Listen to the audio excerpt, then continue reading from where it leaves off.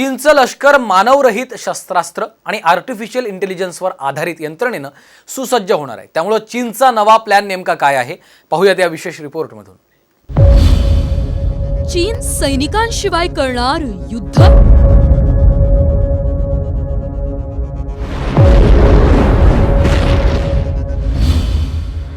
Artificial इंटेलिजन्सद्वारे लष्करी हालचाली।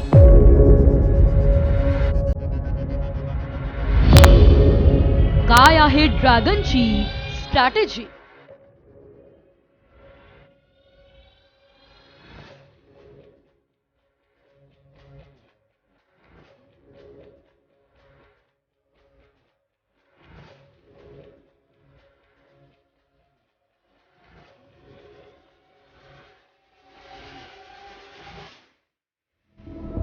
दोन 2027 सालापर्यंत चीनचं लष्कर मानवरहित शस्त्रास्त्रे आणि आर्टिफिशियल इंटेलिजन्सवर आधारित यंत्रणेनं सुसज्ज होणार आहे।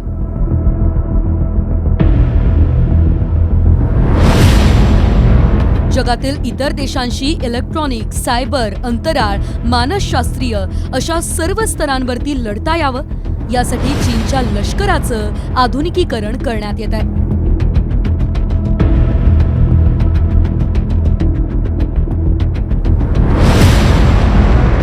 अमेरिकेच्या एका अप्रत्यक्ष इशाऱ्यानंतर चीनने जोरदार तयारी सुरू केली आहे। अमेरिकेतील वेगवेगळे तज्ज्ञ आणि अमेरिकेचे पहिले परराष्ट्र मंत्री पोम्पिओ यांनी जे रिपोर्ट्स तयार केलेले आहेत त्यामध्ये असं म्हटलं जातं आहे की 2027 मध्ये चीन वेगवेगळ्या युद्ध पद्धतीचा वापर करून अमेरिकेच्या विरुद्ध किंवा जगाच्या विरुद्ध युद्ध लढेल। चीनकडून विशेष तयारी केली जाते। अमेरिका युरोपातील देशांशी मुकाबला करण्यासाठी आपलं लष्कर जागतिक दर्जाचं हवं हे चीनने ओळखलंय। त्यामुळे ही पावलं आता उचलण्यात आली आहे। अमेरिकेच्या युद्धाच्या इशाऱ्यानंतर चीन सज्ज झालाय। स्मार्ट टेक्नॉलॉजी आणि आधुनिकीकरणावरती लष्कराचा भर असणार आहे।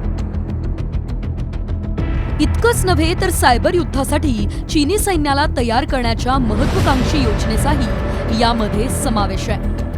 तंत्रज्ञानाची मदत, आर्टिफिशियल इंटेलिजन्सची मदत घेऊन इलेक्ट्रॉनिक वॉरफेअर होऊ शकतं, सायबर वॉरफेअर होऊ शकतं, स्पेस म्हणजे अंतराळातलं वॉरफेअर होऊ शकतं, मानसशास्त्रीय म्हणजे सायकोलॉजिकल वॉरफेअर होऊ शकतं। तर याकरता जी चायनाची कम्युनिस्ट पार्टी ऑफ चायना आहे त्यांच्या अहवालात ती माहिती देण्यात आलेली होती आणि ती सगळ्या प्रकारचं तंत्रज्ञान जगाच्या विरुद्ध वापरण्याकरता ते तयार होते आहेत।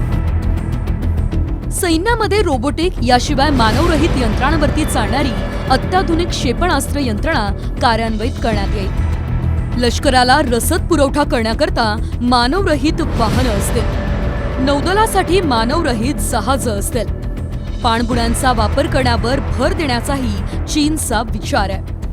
हवाई दलासाठी देखील मानवरहित यंत्रणा आता विकसित केली जाते।